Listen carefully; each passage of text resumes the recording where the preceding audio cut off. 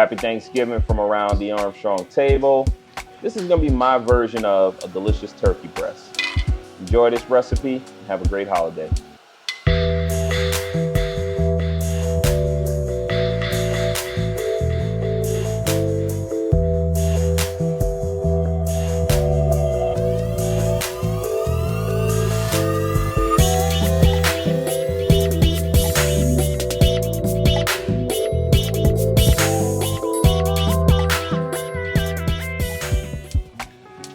Welcome back to the channel. So today I'm going to show you how I would make a turkey breast for Thanksgiving.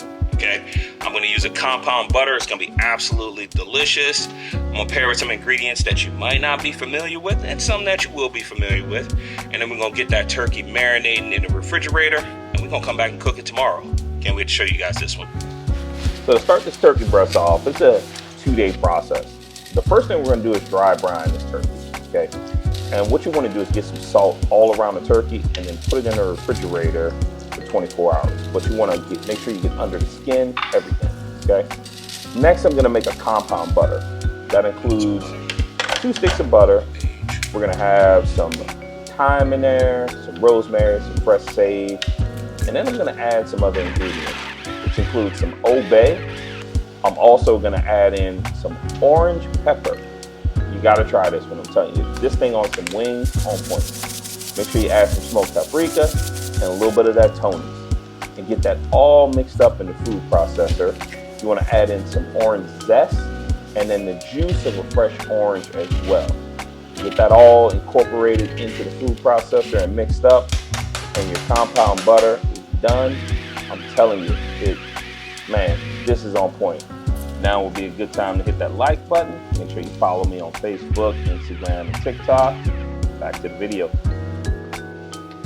So now that we got the compound butter ready and the turkey has been marinating overnight or dry brining, I'm going to add in some veggies that I'm going to put at the bottom of my baking dish. And it's just a simple mirepoix, which includes onions, celery, and carrots. We're also going to add in some of the same ingredients that we put into the compound butter, which includes some fresh sage, some rosemary, and also some thyme. Also cut up some garlic. I used 2 whole garlic cloves in that. So now I'm going to transition. Once I got that compound butter ready to go, I'm going to get that all underneath the skin and all over this turkey breast. And like I said, I just used a small turkey breast. My mother-in-law typically hosts Thanksgiving.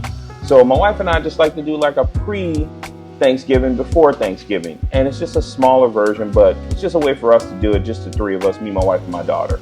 So nice way to do it, and we just make a pre-one. I'm also gonna probably use that turkey for some other things later on.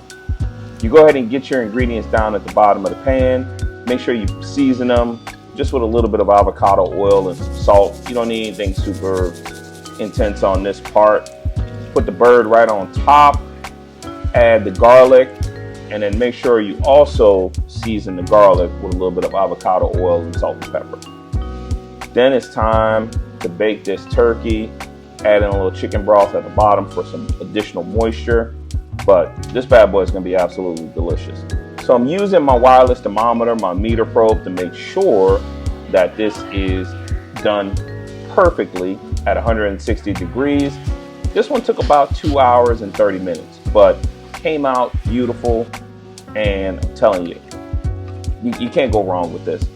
So I took all of the vegetables out to make my gravy that's gonna go with the turkey.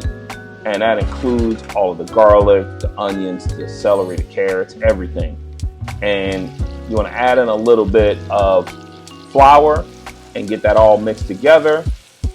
Then you want to come in with some chicken stock or some chicken broth, whichever one you have, and you bring that up to temp, and then you're going to strain everything. So once you get it exactly where you want it, and you can, and make sure you taste this, but strain it.